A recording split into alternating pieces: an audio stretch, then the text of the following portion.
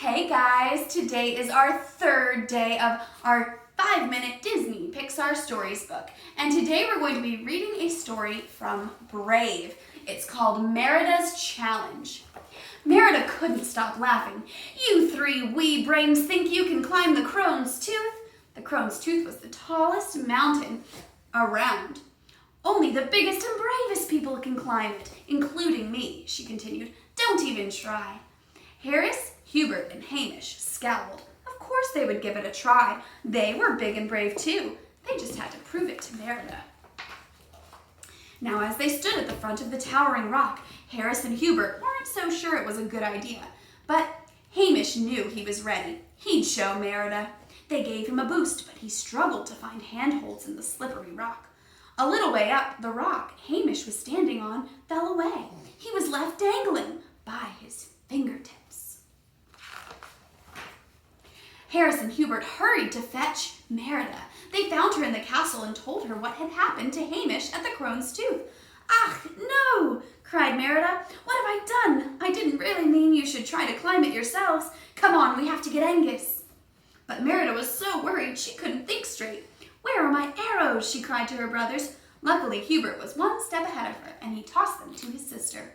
When they got to Angus in the stables, Merida was still worried they wouldn't make it to Crone's Tooth in time to save Hamish. "I'm all thumbs," Merida said. "I'll never get this bridle on." Harris quickly helped his sister get ready to ride. Yeah. Soon they were galloping towards the Crone's Tooth. "Faster, Angus," Merida urged. "Faster! Faster, faster!" Hamish was still hanging on when they arrived, but barely. He kicked the wall, trying to find a foothold. Something blue caught Merida's eye.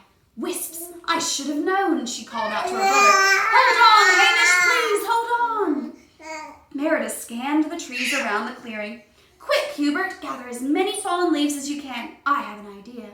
Soon they had formed a large pile under Hamish.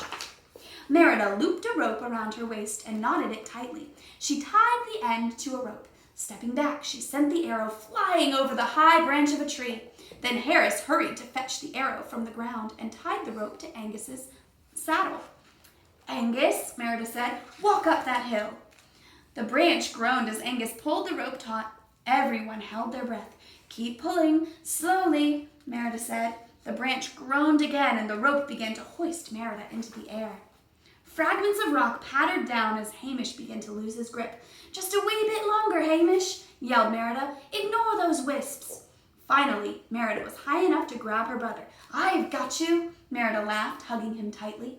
"Angus, you can start walking backward now." Angus slowly lowered Merida and Hamish over the pile of leaves. Yeah, I'm so happy too. When she was sure it was safe, Merida dropped Hamish on the leaves. The rescue mission was a success. "How brave you all were," Merida said to her brothers. "You, Hamish, for hanging in there so long, and you, Harris and Hubert, for being so calm and reliable all through the rescue." But the triplets had one more thought on their minds. As the wisps flew away to cause mischief elsewhere, the brothers crossed their arms and looked to their sister again. Okay, said Meredith, laughing. "I promise I won't question your bravery again." The end. So today, I'm encouraging you to create your very own bow and arrow, just like Merida uses. A bow and arrow is always her weapon of choice. And the main things that you need for today are a coat hanger. You can use one that you're currently using because you're not going to destroy it, or you can use an old one that's not used anymore. You need a coat hanger, and you could use rubber bands or hair ties actually work well too. You're going to use that as the string for your bow. And then for your arrows, you can use anything you'd like. If you've got pencils, that's fine. We're going to use something a little lighter like straws with a pencil eraser on the end. Anything that you can find that's nice and straight and not too heavy should shoot pretty well. Be careful not to shoot these at anybody.